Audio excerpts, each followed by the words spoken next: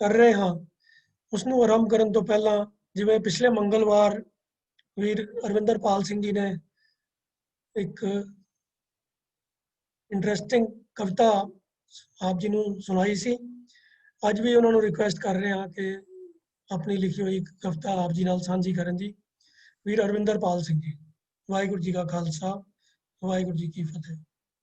ਜੇ ਤੁਹਾਡੀ ਵੀਡੀਓ ਚੱਲ ਸਕਦੀ ਤੇ ਵੀਡੀਓ ਵੀ ਚਲਾ ਲਓ ਜਰਾ। नहीं वीर जी, सॉरी। ਚਲੋ ਜਿਸ ਤਰ੍ਹਾਂ ਤੁਹਾਨੂੰ ਚੰਗਾ ਲੱਗੇ। ਹਾਂਜੀ ਸ਼ੁਰੂ ਕਰੋ ਜੀ। वो मैं जरा फुर्सत ही बैठा है जी। ਕੋਈ ਨਹੀਂ ਕੋਈ ਨਹੀਂ ਕੋਈ ਜਿਵੇਂ ਠੀਕ ਹੈ ਸ਼ੁਰੂ ਕਰੋ। ठीक है जी।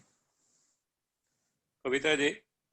समा बीतिया मौसम बदले जूना भी बदलियां, रब दी मौज वरती मानुख जन्म मैं पाया, नाल मेरे मेरी मैं भी आई, कुछ अनखा कुछ सोचा कुछ सपने मैं नाल लै आया, एहसन मेरे कुटुंब सभाया।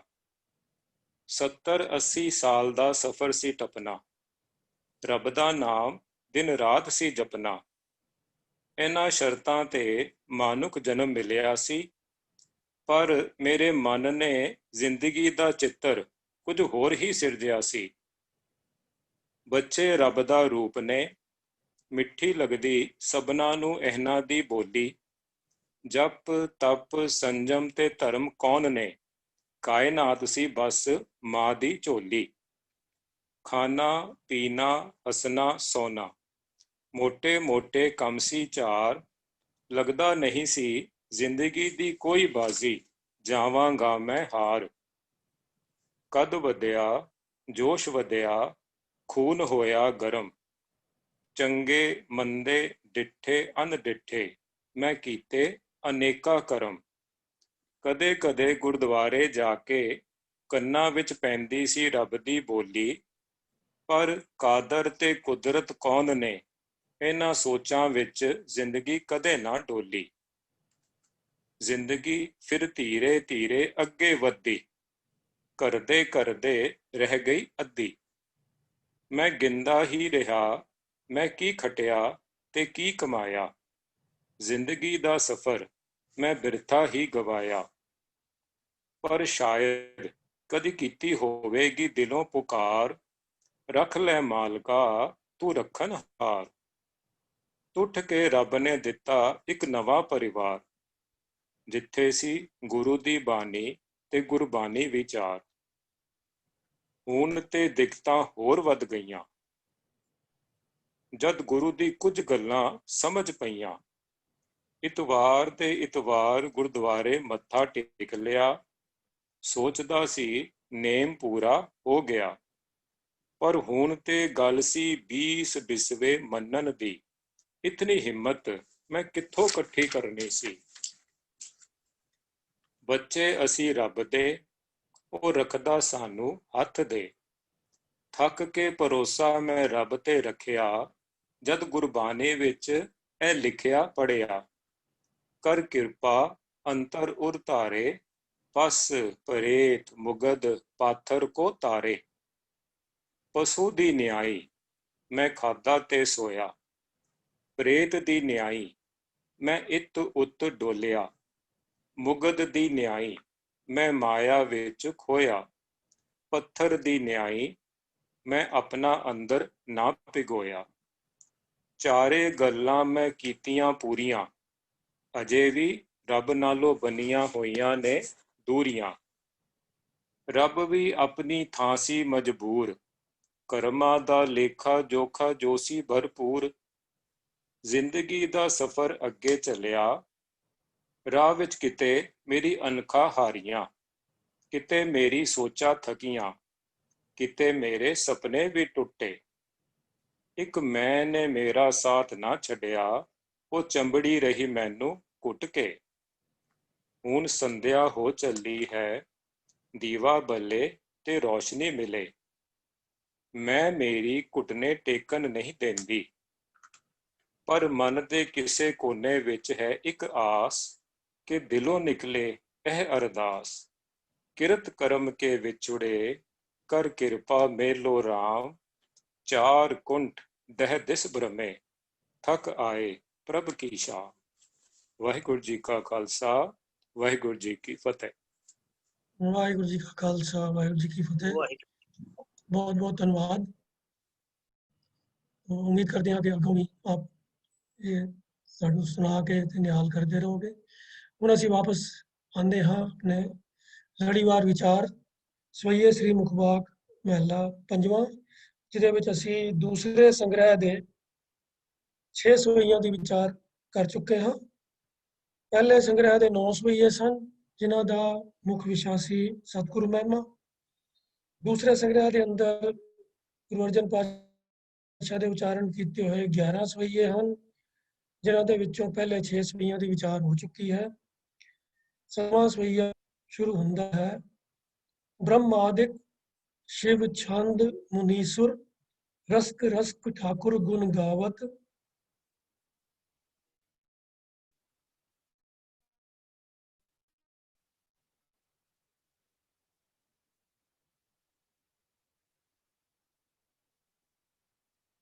ये 1388 पन्ने ते है जी। ब्रह्मादिक शिव छंद मुनीसर। और अगे चलो जी, 1388 पन्ने ते है, दूसरे 10 तो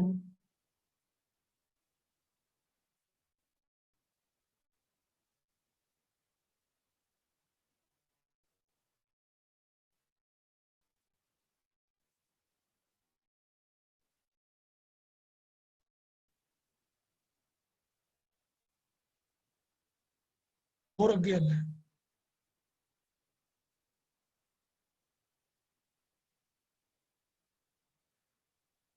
हाँ जी, और अगे करो।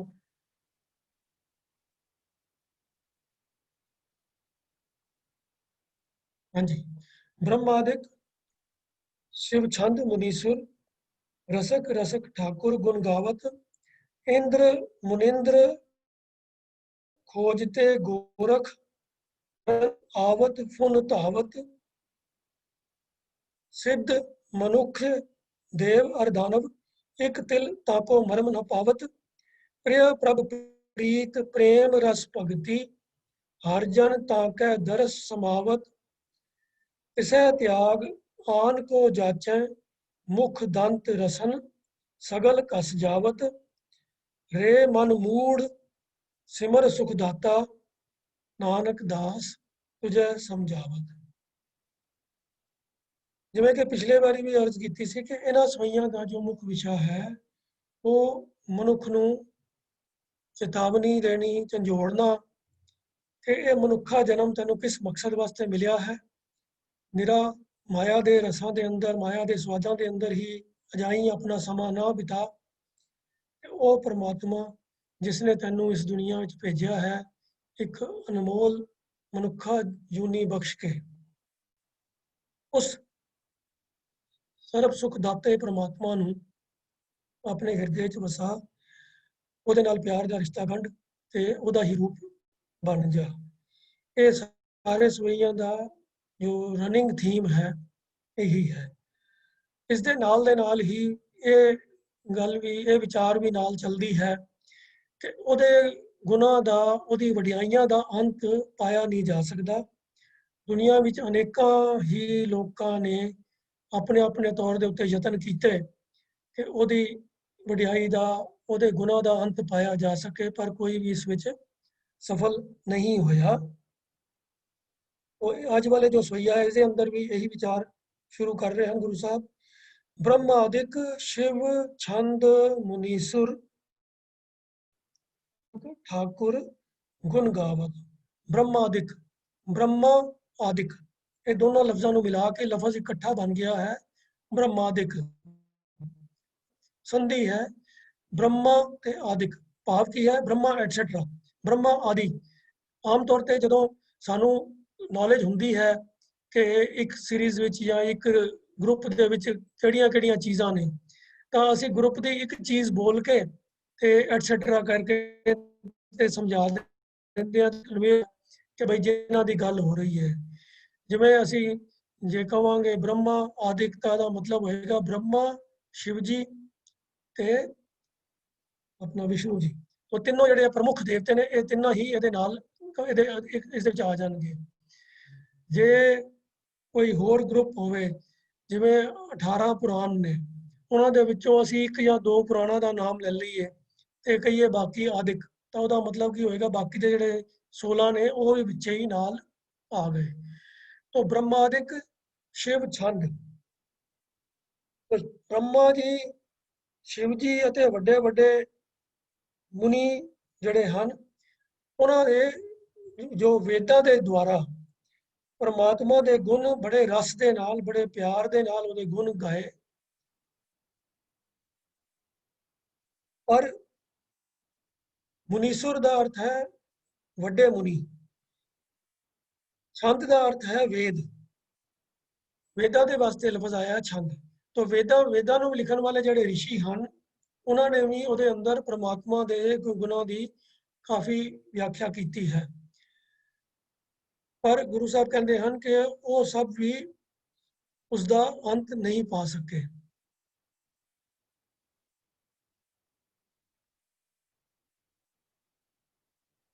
ਇੰਦਰ ਉਦਰ ਖੋਏ ਗੋਰਖ ਤਰਨ ਗगन ਆਵਤ ਫੁਨ ਧਾਵਤ। ਇੰਦਰ ਤੇ ਮੁਨਿੰਦਰ ਮੁਨੀਆਂ ਦੇ ਰਾਜੇ, ਮੁਨੀ ਵੱਡੇ ਭਾਵ ਵੱਡੇ ਮੁਨੀ। ਇੰਦਰ ਮੁਨਿੰਦਰ ਖੋਜ ਤੇ ਗੋਰਖ, ਗੋਰਖ ਆਦ ਤੇ ਇੰਦਰ ਮੁਨਿੰਦਰ ਇਹ ਵੀ ਕਦੀ ਧਰਤੀ ਤੇ ਕਦੀ ਅਸਮਾਨ ਨੂੰ ਦੌੜਦੇ ਹਨ ਪਰਮਾਤਮਾ ਨੂੰ ਖੋਜਣ ਵਾਸਤੇ, ਪਰ ਉਹ ਵੀ ਪਰਮਾਤਮਾ ਦਾ ਅੰਤ ਨਹੀਂ ਪਾ ਸਕੇ। ਸਿੱਧ ਮਨੁੱਖ ਦੇਵ ਅਰ ਦਾਨਵ ਇੱਕ ਤਿਲ ਤਾਕੋ ਮਰਮ ਨਾ ਪਾਵਤ। ਸਿੱਧ ਪੁਰਸ਼ ਜਿਹੜੇ ਯੋਗ ਆਦਿ ਹਾਸਲ ਕਰ ਲੈਂਦੇ ਹਨ, ਮਨੁੱਖ ਮਨੁਸ਼ ਦੇਵ ਦੇਵਤੇ ਦਾਨਵ ਦੈਂਤ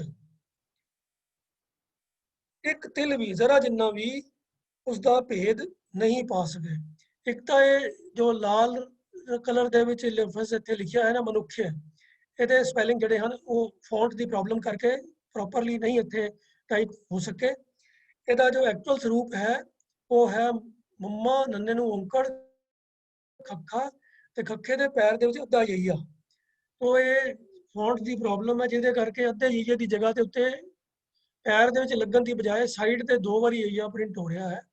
तो ਇਹ ਸਾਈਡ ਦੇ ਦੋਨੋਂ ਯਈਏ ਇਗਨੋਰ ਕਰਕੇ ਇਸ ਨੂੰ ਖੱਖੇ ਦੇ ਪੈਰ ਦਾ ਅੱਧਾ ਯਈਆ ਜੋ ਹੈ ਸਮਝਣਾ ਹੈ।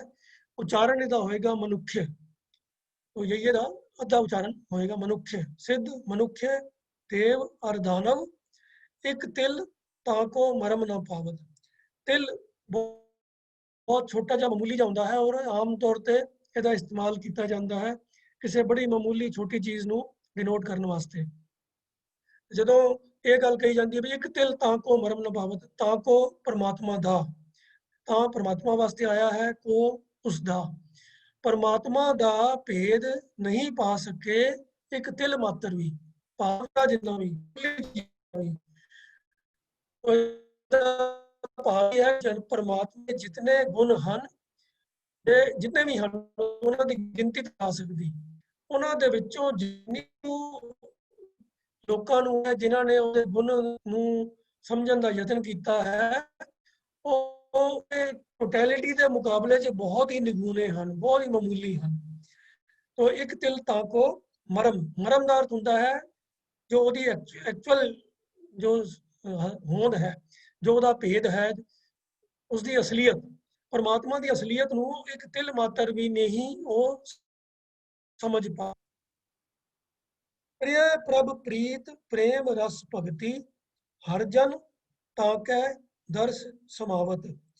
पर ਜਿਹੜੇ ਹਰੀ ਦੇ ਜਨ ਹਨ, ਪ੍ਰਭੂ ਦੇ ਪਿਆਰੇ ਹਨ, ਉਹਨਾਂ ਨੇ ਪਰਮਾਤਮਾ ਪਿਆਰੇ ਪ੍ਰਭੂ ਜੀ ਦੀ ਪ੍ਰੇਮਾ ਭਗਤੀ ਪ੍ਰੀਤੀ ਤੇ ਉਹਦੇ ਪ੍ਰੇਮ ਦੇ ਰਸ ਦੇ ਨਾਲ ਉਹਦੀ ਭਗਤੀ ਕਰਕੇ ਆਪਣੇ ਆਪ ਨੂੰ ਉਹਦੇ ਦਰਸ਼ਨਾਂ ਦੇ ਵਿੱਚ ਹੀ ਲੀਨ ਕਰ ਲਿੱਤਾ ਹੈ।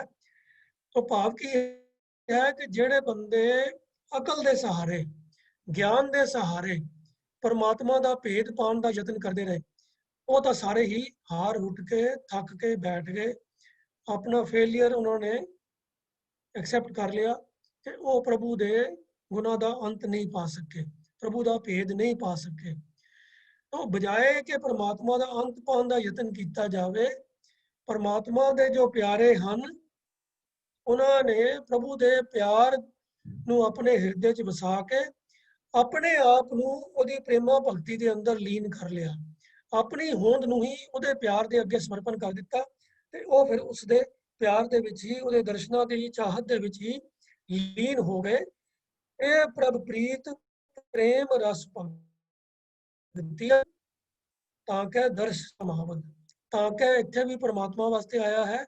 ਉਸ ਪਰਮਾਤਮਾ ਦੇ ਦਰਸ਼ਨਾਂ ਦੇ ਵਿੱਚ, ਦਰਸ ਦੇ ਸੱਸੇ ਨੂੰ ਸਿਆਰੀ ਹੈ, ਉਹਦੇ ਦਰਸ਼ਨਾਂ ਦੀ ਜੋ ਇੱਛਾ ਹੈ ਉਹਦੇ ਅੰਦਰ ਹੀ ਉਹਨਾਂ ਨੇ ਆਪਣੀ ਸਾਰੀਆਂ ਇੱਛਾਵਾਂ ਨੂੰ, ਸਾਰੀਆਂ ਕਾਮਨਾਵਾਂ ਨੂੰ ਉਹਦੇ ਅੰਦਰ ਸਮੋ ਲਿਆ। ਭਾਵ ਕੀ ਹੈ ਕਿ ਦੁਨੀਆ ਦੀ ਹੋਰ ਕਿਸੇ ਚੀਜ਼ ਦੀ ਉਹਨਾਂ ਨੂੰ ਕਾਮਨਾ ਨਹੀਂ ਰਹੀ, ਇੱਛਾਵਾਂ ਖਤਮ ਹੋ ਗਈਆਂ। ਕੇਵਲ ਤੇ ਕੇਵਲ ਮਨ ਦੇ ਅੰਦਰ ਇੱਕੋ ਚਾਹਤ ਬਚੀ, ਉਹ ਹੈ ਪ੍ਰਭੂ ਪਰਮਾਤਮਾ ਦੇ ਦਰਸ਼ਨਾਂ ਦੀ ਚਾਹਤ।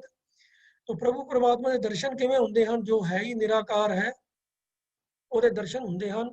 ਉਹਦੇ ਆਪਣੇ ਹਿਰਦੇ ਦੇ ਅੰਦਰ ਅਹਿਸਾਸ ਕਰਕੇ, ਉਹਦੀ ਹੋਂਦ ਨੂੰ ਆਪਣੇ ਹਿਰਦੇ ਦੇ ਅੰਦਰ, ਆਪਣੇ ਮਨ ਦੇ ਅੰਦਰ ਮਹਿਸੂਸ ਕਰਕੇ, ਉਹਦੇ ਗੁਨਾਹ ਦਾ ਅੰਤ ਪਾਉਣ ਦਾ ਯਤਨ ਨਾ ਕਰਦਿਆਂ ਹੋਇਆਂ, ਕੇਵਲ ਤੇ ਕੇਵਲ ਉਹਦੇ ਗੁਨਾਹ ਤੋਂ ਕੁਰਬਾਨ ਜਾਂਦਿਆਂ, ਉਹਦੇ ਗੁਨਾਹ ਵਾਲੇ ਹਾਰ ਜਾਂਦਿਆਂ, ਉਹਦੇ ਗੁਨਾਹ ਦੀ ਵਡਿਆਈ ਦਾ ਆਨੰਦ ਮਾਣਦਿਆਂ ਹੋਇਆਂ ਹੀ ਉਹਦੇ ਪਿਆਰ ਦੇ ਵਿੱਚ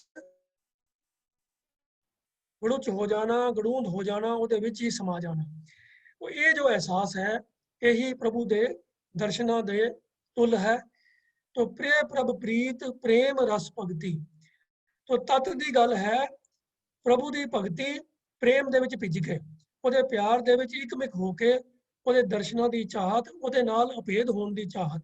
ਅਭੇਦ ਹੋਣਾ ਕਿਵੇਂ ਹੋਏਗਾ? ਜਦੋਂ ਆਪਣੀ ਹਸਤੀ ਨੂੰ ਮਿਟਾ ਕੇ ਉਹਦੇ ਅੰਦਰ ਆਪਣੇ ਆਪ ਨੂੰ ਸਮਾ ਲੈਣਾ, ਇਹ ਹੀ ਉਹਦੇ ਅੰਦਰ ਲੀਨ ਤੋਂ, ਉਹਦਾ ਅੰਤ ਨਹੀਂ ਪਾਉਣਾ, ਆਪਣੇ ਆਪ ਨੂੰ ਉਹਦੇ ਅੰਦਰ ਮਿਟਾ ਦੇਣ ਦੀ ਕਾਮਨਾ, ਇੱਛਾ ਰੱਖਣੀ, ਉਹਦੇ ਪ੍ਰੇਮ ਦੇ ਵਿੱਚ ਇਕਮਿਕ ਹੋ ਜਾਣਾ। ਇਹ ਪ੍ਰਭੂ ਦੇ ਪਿਆਰਿਆਂ ਦਾ ਕਰਮ ਹੈ। तो जो बाकी दे सो कॉल्ड सेलिब्रिटीज सन, ब्रह्मा शिव मुनीश्वर इंद्र मुनिंदर गोरख सिद्ध पुरुष देव दानव, वो सब का यतन करते रहे परमात्मा की वडियाइयां का अंत पाउण दा, पर सारे ही फेल होए।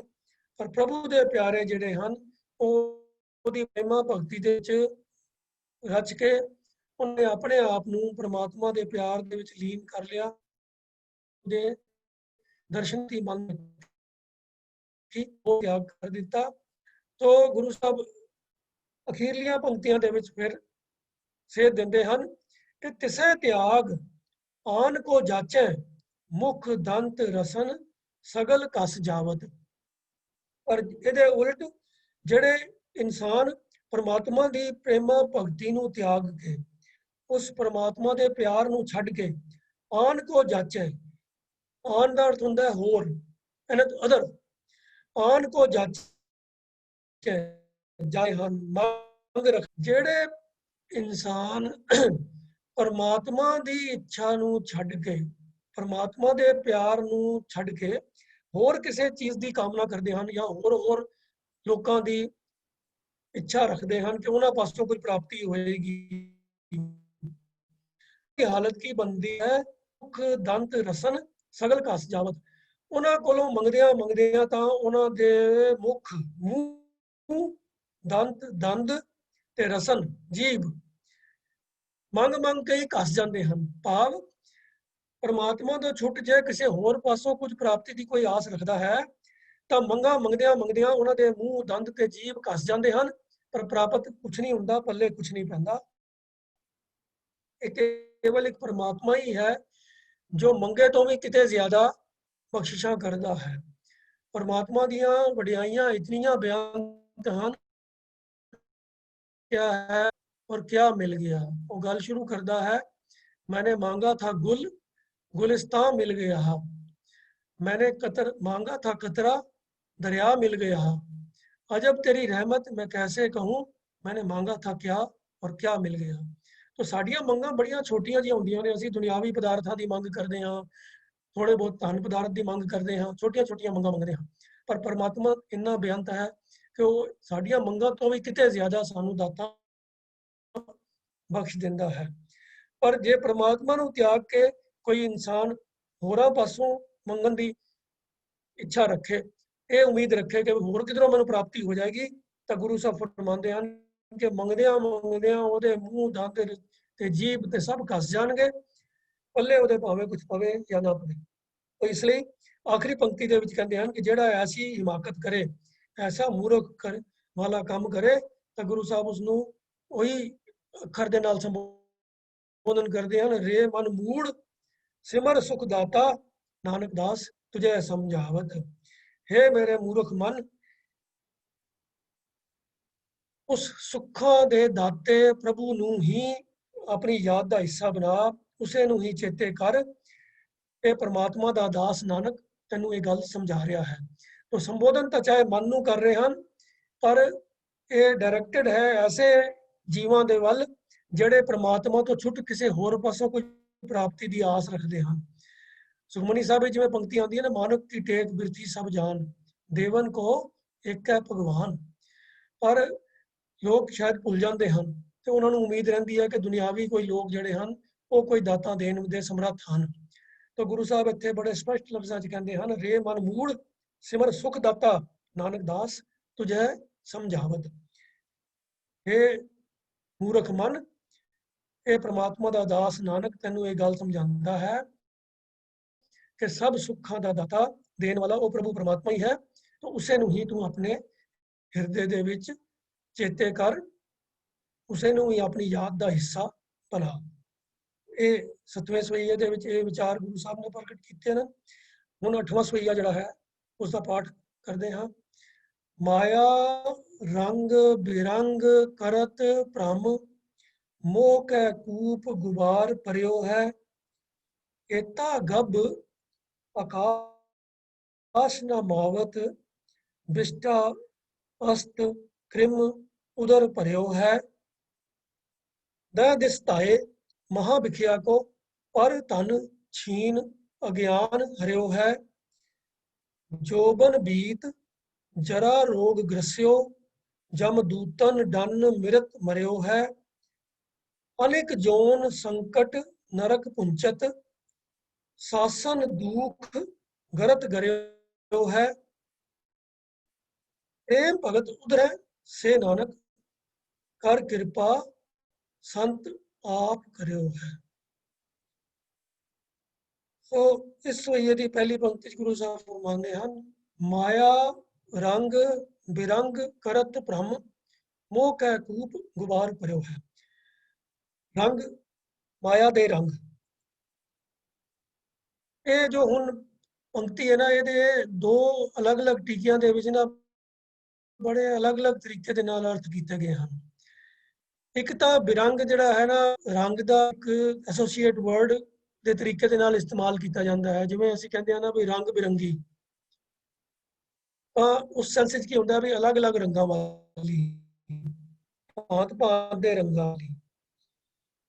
एक बिरंग का अर्थ है कि रंग, तो एक टीके के अंदर जो है रंग बिरंगी वाले अर्थ किए गए हैं, दूजे के अंदर रंग बिरंग वाले अर्थ किए गए हैं। पर जिहड़ा रंग बिरंगी वाला है ना, वो मेरी समझ के मुताबिक रंग फारसी ओरिजिन वाला लफ्ज़ है, तो उहदे नाल सिहारी नहीं होनी चाहिए। हालांकि साडे पंजाबी यूजेज के अंदर असीं रंग बिरंगी सिहारी पा के ही करते हैं, पर जिथों ये लफ्ज़ आया है वो है रंग बरंग, भाव अलग अलग रंगां वाले। तो बिरंग लफ्ज़ जिहड़ा है उहदा अर्थ ये बनता है कि जो रंग तो बेरंग कर देवे। तो जे उस तरीके दे नाल इस पंक्ति के अर्थ किए जान तां ये गल बनती है कि जो इंसान नूं भरम है, भुलेखा है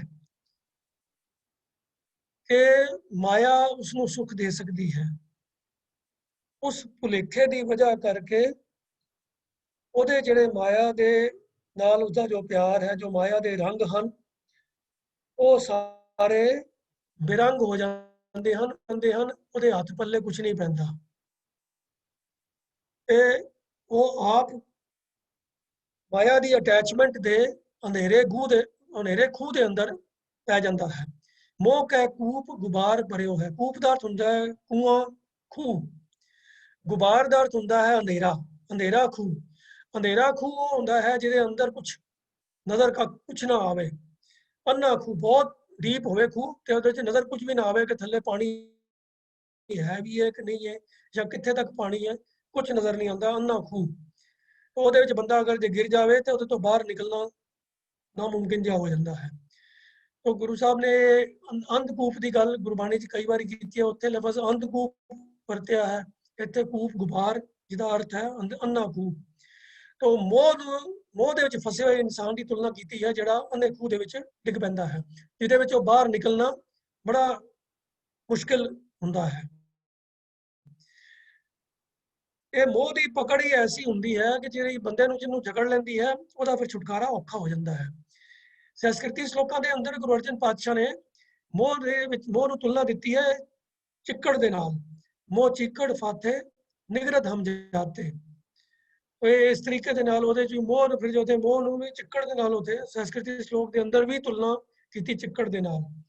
तो चिक्कड़ दे नाल की हुंदा है कि ਜਦੋਂ ਵੀ ਕੋਈ ਇਨਸਾਨ चिक्कड़ च फस ਜਾਂਦਾ है ਤੇ ਉਹ ਜਿੰਨਾ ਜ਼ੋਰ ਲਗਾਉਂਦਾ ਹੈ ਬਾਹਰ ਨਿਕਲਣ ਦਾ ਉਨਾ ਹੀ ਉਹ ਹੋਰ ਉਹਦੇ ਅੰਦਰ ਗਰਕ ਹੁੰਦਾ ਜਾਂਦਾ ਹੈ। ਤੇ ਜਦ ਤੱਕ ਕੋਈ ਬੰਦਾ ਜਿਹੜਾ ਬਾਹਰ ਚਿੱਕੜ ਤੋਂ ਸੋਲਿਡ ਜ਼ਮੀਨ ਦੇ ਉੱਤੇ ਖੜਾ ਹੋਇਆ ਉਹਨੂੰ ਬਾਹ ਫੜ ਕੇ ਖਿੱਚ ਕੇ ਬਾਹਰ ਨਾ ਕੱਢੇ ਉਹ ਚਿੱਕੜ ਚੋਂ ਬਾਹਰ ਨਿਕਲ ਨਹੀਂ ਸਕਦਾ।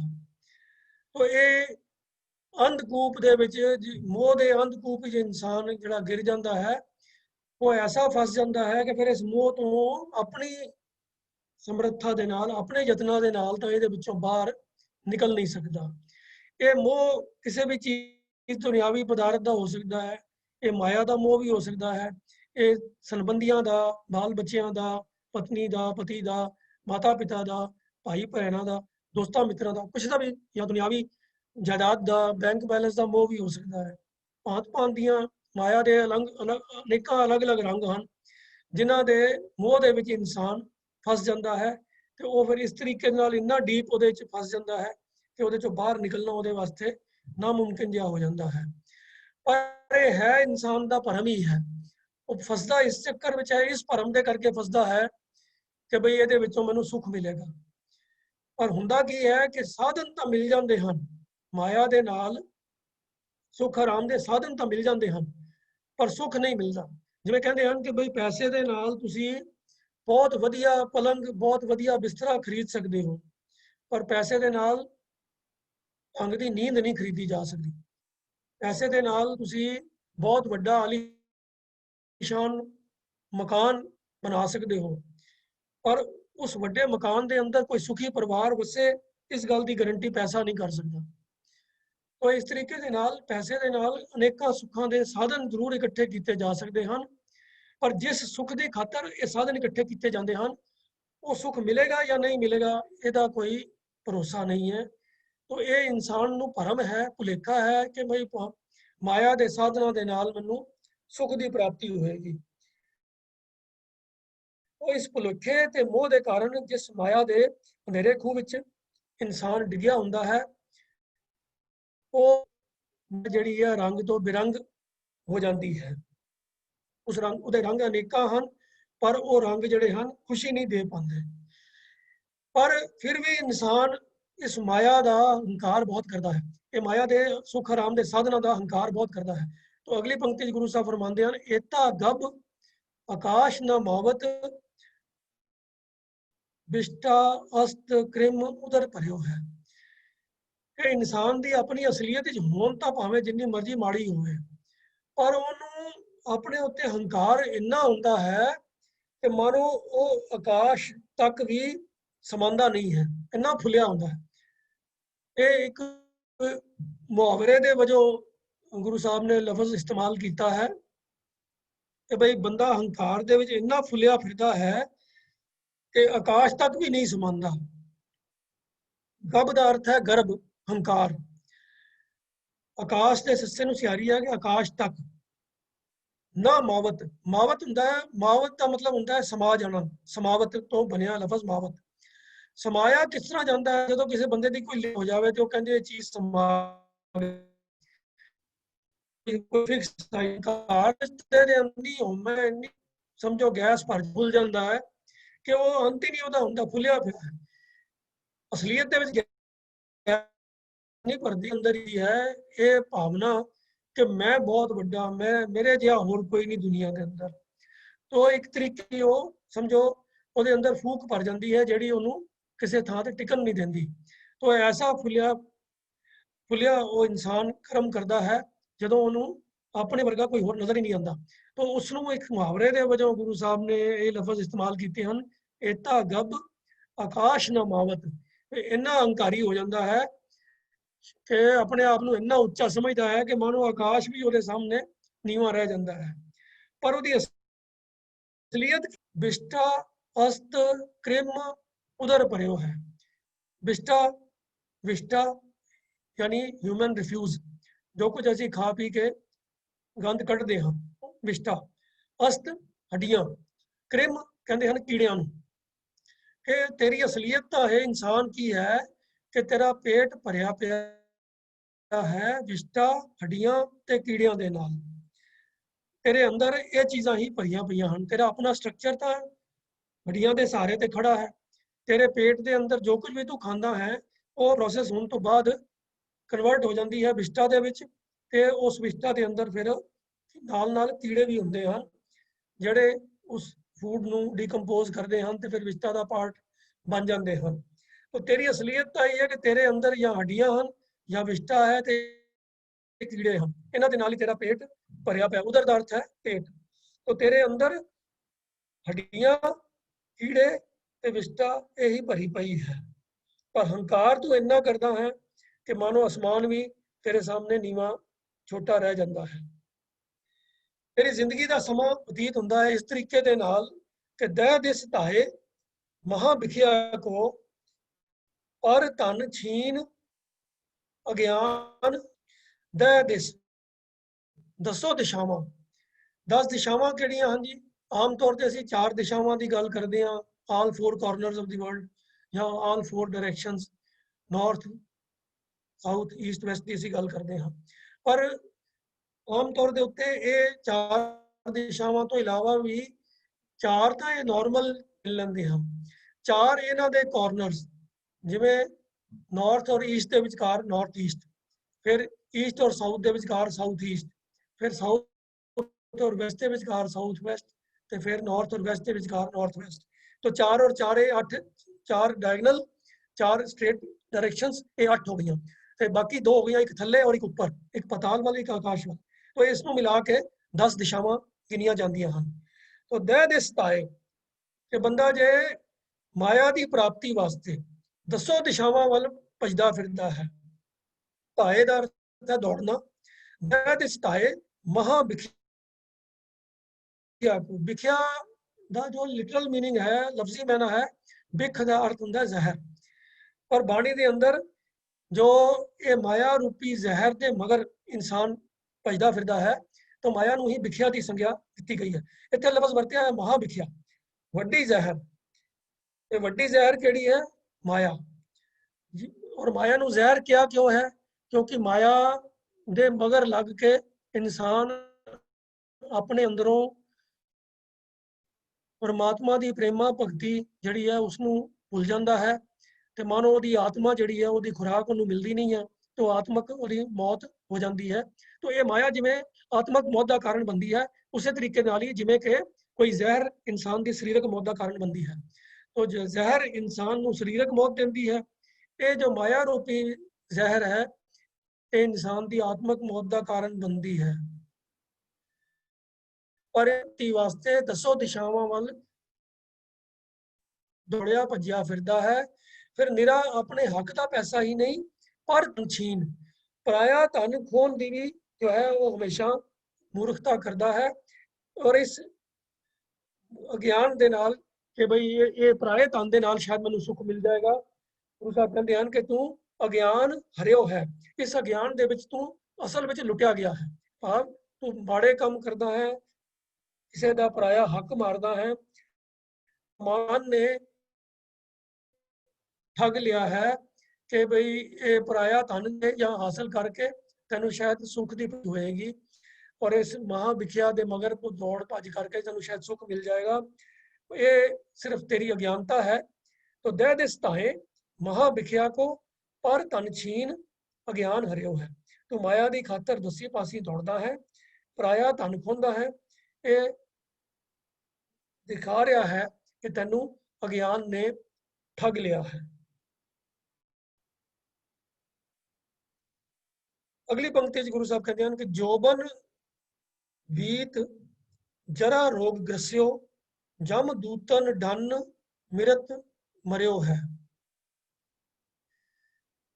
ਜੋਬਨ ਬੀਤ, ਜੋਬਨ ਭਾਵ ਜਵਾਨੀ ਦਾ ਸਮਾਂ, ਉਹ ਬੀਤ ਰਿਹਾ ਹੈ ਜਾਂ ਬੀਤ ਗਿਆ ਹੈ। ਜਰਾ, ਜਰਾ ਦਾ ਅਰਥ ਹੈ ਬੁਢੇਪਾ। ਜਰਾ ਰੋਗ, ਬੁਢੇਪੇ ਦਾ ਰੋਗ ਜਿਹੜਾ ਹੈ ਉਹਨੇ ਆ ਕੇ ਤੈਨੂੰ ਫੜ ਲਿਆ ਹੈ, ਗ੍ਰਸ ਲਿਆ ਹੈ। ਗ੍ਰਸ ਦਾ ਲਫ਼ਜ਼ੀ ਅਰਥ ਹੁੰਦਾ ਹੈ ਖਾਣਾ। ਉਹ ਖਾਣ ਤੋਂ ਪਹਿਲੇ ਜਿਹੜੀ ਵੀ ਚੀਜ਼ ਅਸੀਂ ਖਾਂਦੇ ਹਾਂ ਤੇ ਉਹ ਪਹਿਲਾਂ ਉਹਨੂੰ ਪਕੜਦੇ ਹਾਂ, ਉਹ ਸਾਡੇ ਕਾਬੂ 'ਚ ਆਉਂਦੀ ਹੈ ਤਾਂ ਹੀ ਖਾਧੀ ਜਾਂਦੀ ਹੈ। ਤਾਂ ਬੁਢੇਪਾ ਵੀ ਜਦੋਂ ਇਨਸਾਨ ਨੂੰ ਖਾਂਦਾ ਹੈ ਤਾਂ ਪਹਿਲਾਂ ਉਹਨੂੰ ਪਕੜਦਾ ਹੈ। ਤਾਂ ਜੋਬਨ ਬੀਤ ਗਿਆ ਹੈ, ਬੁਢੇਪੇ ਨੇ ਆ ਕੇ ਤੈਨੂੰ ਕਾਬੂ 'ਚ ਕਰ ਲਿਆ ਹੈ, ਭਾਵ ਤੈਨੂੰ ਖਾ ਰਿਹਾ ਹੈ। ਤੇ ਐਸੀ ਮੌਤ ਤੈਨੂੰ ਮਿਲਦੀ ਹੈ ਜਿੱਥੇ ਤੈਨੂੰ ਫਿਰ ਜਮਦੂਤਾਂ ਦਾ ਡੰਨ ਭਰਨਾ। ਜਮਦੂਤ, मौत ਦੇ ਦੂਤ। ਇਹ ਪਪੂਲਰ ਜੋ ਹੈ ਪਰਸੈਪਸ਼ਨ ਹੈ ਪੁਰਾਣੇ ਸਾਡੇ ਭਾਰਤੀ ਸਮਾਜ ਦੇ ਅੰਦਰ ਕਿ ਮੌਤ ਦਾ ਦੇਵਤਾ ਹੈ ਯਮਰਾਜ, ਤੇ ਉਹਦੇ ਯਮਰਾਜ ਦੇ ਦੂਤ ਹਨ, ਉਹਦੇ ਅਸਿਸਟੈਂਟ ਹਨ, ਜਿਹੜੇ ਇਨਸਾਨ ਨੂੰ ਮੌਤ ਵੇਲੇ ਆ ਕੇ ਪਕੜ ਕੇ ਲੈ ਜਾਂਦੇ ਹਨ। ਉਹਨਾਂ ਨੂੰ ਜਮਦੂਤ ਕਹਿੰਦੇ ਹਨ। ਉਹੀ ਜਮਦੂਤਾਂ ਦੀ ਫਿਰ ਡਿਊਟੀ ਲੱਗਦੀ ਹੈ ਕਿ ਜਿਹੜੇ ਇਨਸਾਨ ਨੇ ਮਾੜੇ ਕਰਮ ਕੀਤੇ ਹੁੰਦੇ ਹਨ ਉਹਨਾਂ ਦੇ ਮੁਤਾਬਕ ਉਸ ਨੂੰ ਸਜ਼ਾ ਦਿੰਦੇ ਹਨ, ਉਹ ਡਨ ਲਗਾਉਂਦੇ ਹਨ ਉਹਨੂੰ। ਇਹ ਪ੍ਰਚਲਿਤ ਇੱਕ ਪਰਸੈਪਸ਼ਨ ਹੈ। ਤਾਂ ਗੁਰੂ ਸਾਹਿਬ ਨੇ ਉਸ ਪ੍ਰਚਲਿਤ ਵਿਸ਼ਵਾਸ ਨੂੰ ਹੀ ਆਪਣੀ ਗੱਲ ਸਮਝਾਉਣ ਦੇ ਵਾਸਤੇ ਇਸਤੇਮਾਲ ਕੀਤਾ ਹੈ। ਇਹ ਕੋਈ ਜ਼ਰੂਰੀ ਨਹੀਂ ਹੈ ਕਿ ਵੀ ਗੁਰੂ ਸਾਹਿਬ ਨੇ ਇੱਥੇ ਕੋਈ ਸਿਧਾਂਤ ਦੀ ਗੱਲ ਕੀਤੀ ਹੈ ਕਿ ਇਸ ਤਰੀਕੇ ਦੇ ਨਾਲ ਜਮ ਦੇ ਦੂਤ ਹੁੰਦੇ ਹਨ ਜਿਹੜੇ ਡਨ ਦਿੰਦੇ ਹਨ। ਇਹ ਇੱਕ ਜੋ ਪਪੂਲਰ ਪਰਸੈਪਸ਼ਨ ਹੁੰਦੀ ਹੈ ਉਸੇ ਨੂੰ ਹੀ ਵਰਤ ਕੇ ਜੋ ਮੇਨ ਆਈਡੀਆ ਹੁੰਦਾ ਹੈ ਉਹ ਕਨਵੇ ਕੀਤਾ ਜਾਂਦਾ ਹੈ। तो इत्थे गल की जा रही है कि जवानी बीत गई, बुढ़ेपे ने आ के तेनू खा लिया, ते हुण मौत ऐसी तेनू मिलती है कि मौत, उस मौत ऐसी मौत तू मरदा है कि जे तेनू जमदूतां दे सहारने पैंदे हन। वो क्यों डन सहारने पैंदे हन?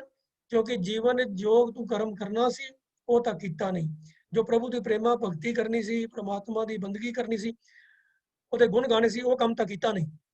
ते सारी जिंदगी माया दे पिछे दौड़दा, तो उस उन्हां दा फल वजों हुण तैनू सजा भुगतनी पै रही है। तो जोबन बीत जरा रोग ग्रसियो, जम दूतन डन मिरत मरियो है। ऐसी मौत जदों तैनू हुण जमदूतन हारने पै रहे हैं। अंतली पंक्ति फिर गुरु साहब फरमाते हैं, प्रेम भगत उधरे से नानक, कर कृपा संत आप करियो है। ये नानक परमात्मा दी मिस कर गया। अनेक जोन संकट नरक पुंचत, सासन दुख गरत करियो है। अनेक जोन संकट, अनेका जूनिया दा संकट रूपी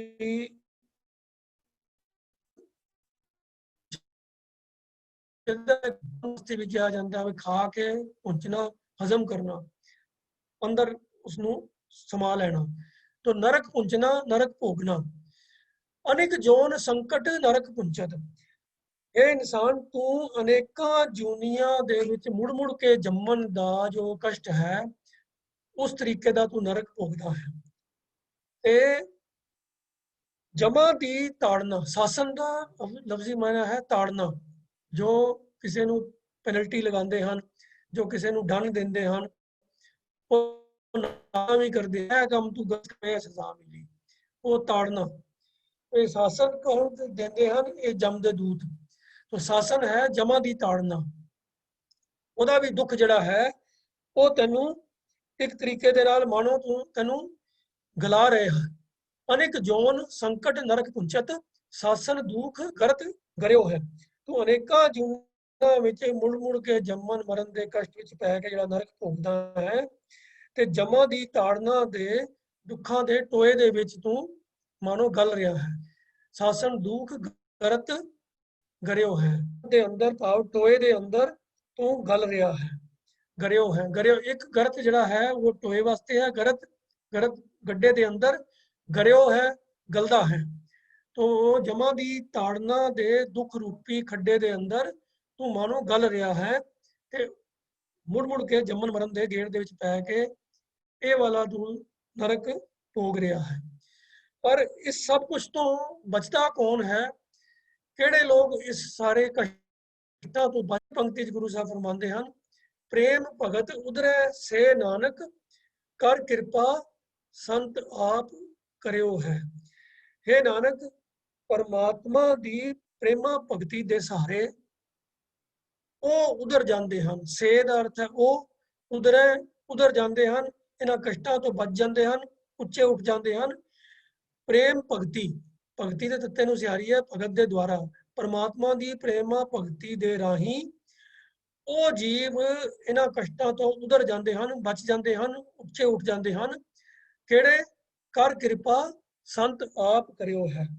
ਜਿਨ੍ਹਾਂ ਨੂੰ ਪਰਮਾਤਮਾ ਨੇ ਆਪ ਕਿਰਪਾ ਕਰਕੇ ਆਪਣਾ ਭਗਤ, ਆਪਣਾ ਸੰਤ ਬਣਾ ਲਿਆ ਹੈ। ਸੰਤ ਜਿਹੜਾ ਹੈ ਤੱਤੇ ਨੂੰ ਔਂਕੜ ਦੇ ਨਾਲ ਆਇਆ ਹੈ, ਤੋ ਇਹ ਆਇਆ ਹੈ ਉਹਨਾਂ ਵਾਸਤੇ ਜਿਨ੍ਹਾਂ ਦੇ ਉੱਤੇ ਕਿਰਪਾ ਕਰਕੇ ਪਰਮਾਤਮਾ ਆਪ ਜਿਹਨੂੰ ਸੰਤ ਬਣਾ ਦਿੰਦਾ ਹੈ। ਉਹ ਪਰਮਾਤਮਾ ਬਖਸ਼ਿਸ਼ ਕਰਕੇ ਜਿਸ ਨੂੰ ਸੰਤ ਬਣਾ ਲੈਂਦਾ ਹੈ, ਭਾਵ ਜਿਸ ਨੂੰ ਆਪਣਾ ਭਗਤ ਬਣਾ ਲੈਂਦਾ ਹੈ, ਪ੍ਰਮੁਖ ਬਣਾ ਲੈਂਦਾ ਹੈ, ਉਹ ਹੀ ਇਸ ਸੰਸਾਰ ਦੇ ਵਿੱਚੋਂ ਇਹਨਾਂ ਕਸ਼ਟਾਂ ਤੋਂ, ਜਮਦੂਤਾਂ ਦੇ ਡੰਨਾਂ ਤੋਂ ਤੇ ਜਨਮ ਮਰਨ ਦੇ ਗੇੜ ਦੀ ਮਾਰ ਤੋਂ ਬਚ ਜਾਂਦੇ ਹਨ। ਔਰ ਉਹ ਬਚਣ ਦਾ ਢੰਗ ਇੱਕੋ ਹੀ ਹੈ, ਪਰਮਾਤਮਾ ਦੀ ਪ੍ਰੇਮਾ ਭਗਤੀ। ਔਰ ਉਹ ਪ੍ਰੇਮਾ ਭਗਤੀ ਮਿਲਦੀ ਉਹਨਾਂ ਨੂੰ ਹੈ ਜਿਨ੍ਹਾਂ ਤੇ ਬਖਸ਼ਿਸ਼ ਕਰਕੇ ਪਰਮਾਤਮਾ ਆਪ ਉਹਨਾਂ ਨੂੰ ਇਹ ਦਾਤ ਦਿੰਦਾ ਹੈ। ਤੋ ਇਹ ਸਾਰੇ ਸਵਈਏ ਦੇ ਅੰਦਰ ਮਾਇਆ ਦੇ ਮਗਰ ਦੌੜ ਭੱਜ ਕਰਕੇ ਮਾਇਆ ਵਿੱਚੋਂ ਸੁੱਖ ਹਾਸਲ ਕਰਨ ਦੀ ਜੋ ਨਿਰਫਲਤਾ ਹੈ, ਉਸ ਵੱਲ ਗੁਰੂ ਸਾਹਿਬ ਨੇ ਧਿਆਨ ਦਿਵਾਇਆ ਹੈ ਕਿ ਮਾਇਆ ਦੇ ਵਿੱਚੋਂ ਕਿਸੇ ਨੂੰ ਕੋਈ ਸੁੱਖ ਨਹੀਂ ਮਿਲਦਾ, ਇਹ ਇਨਸਾਨ ਦਾ ਭੁਲੇਖਾ ਹੈ। ਔਰ ਮਾਇਆ ਦਾ ਹੰਕਾਰ ਕਰਦਾ ਹੋਇਆ ਇਨਸਾਨ ਆਪਣੇ ਆਪ ਨੂੰ ਦੁਨੀਆ ਨਾਲੋਂ ਸਭ ਤੋਂ ਉੱਚਾ, ਸਭ ਤੋਂ ਮਹਾਨ ਸਮਝਦਾ ਹੈ, ਪਰ ਜਦ ਕਿ ਉਹਦੀ ਅਸਲੀਅਤ ਇਤਨੀ ਹੈ ਮਾੜੀ ਕਿ ਉਹਦੇ ਅੰਦਰ ਭਰੇ ਹੋਏ ਹਨ ਵਿਸ਼ਟਾ ਤੇ ਕੀੜੇ। ਤੋ ਇਸ ਸਭ ਭੁਲੇਖੇ ਦੇ ਅੰਦਰ ਜੀਵਨ ਬਤੀਤ ਕਰਦਿਆਂ ਹੋਇਆਂ ਇਨਸਾਨ ਦੀ ਜਵਾਨੀ ਮੁੱਕ ਜਾਂਦੀ ਹੈ, ਬੁਢੇਪਾ ਆ ਕੇ ਗ੍ਰਸ ਲੈਂਦਾ ਹੈ, ਫਿਰ ਐਸੀ ਮਾੜੀ ਮੌਤ ਮਿਲਦੀ ਹੈ ਕਿ ਉਹਨੂੰ ਜਮਦੂਤਾਂ ਦੇ ਵੱਸ 'ਚ ਪੈ ਕੇ ਤੇ ਮੁੜ ਮੁੜ ਕੇ ਜੰਮਣ ਮਰਨ ਦੇ ਗੇੜ ਦੇ ਵਿੱਚ ਪੈਣਾ ਪੈਂਦਾ ਹੈ। ਪਰ ਇਸ ਸਭ ਕੁਝ ਤੋਂ ਬਚਦੇ ਹਨ ਉਹ ਆਤਮਾ ਦੀ ਔਰ ਪਰਮਾਤਮਾ ਦੀ ਪ੍ਰੇਮਾ ਭਗਤੀ ਦੇ ਵਿੱਚ ਹੀ ਲੀਨ ਹੁੰਦੇ ਹਨ। ਤੋ ਇਤਨੇ ਵਿਚਾਰਾਂ ਪ੍ਰਵਾਨ ਕਰਨੀਆਂ ਜੀ, ਹੋਈਆਂ ਭੁੱਲਾਂ ਦੀ ਖਿਮਾ।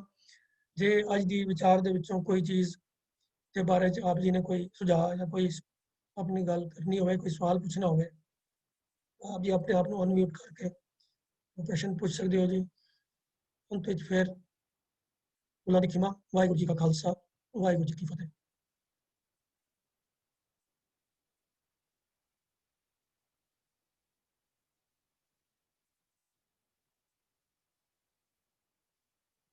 ਜੇ ਕਿਸੇ ਦਾ ਕੋਈ ਪ੍ਰਸ਼ਨ ਜਾਂ ਕੋਈ ਸੁਝਾਅ ਨਹੀਂ ਹੈ ਤਾਂ ਫਿਰ ਸਿਰਫ ਇਹ ਅਨਾਉਂਸਮੈਂਟ ਹੈ ਕਿ ਕੱਲ ਔਰ ਪਰਸੋਂ ਵੀ ਇਹ ਲੜੀਵਾਰ ਵਿਚਾਰ ਜਿਹੜੀ ਹੈ ਸਵਈਆਂ ਦੀ ਜਾਰੀ ਰਹੇਗੀ। ਅੱਜ ਦੀ ਕਲਾਸ ਦੀ ਫਿਰ ਸਮਾਪਤੀ ਹੈ ਜੀ।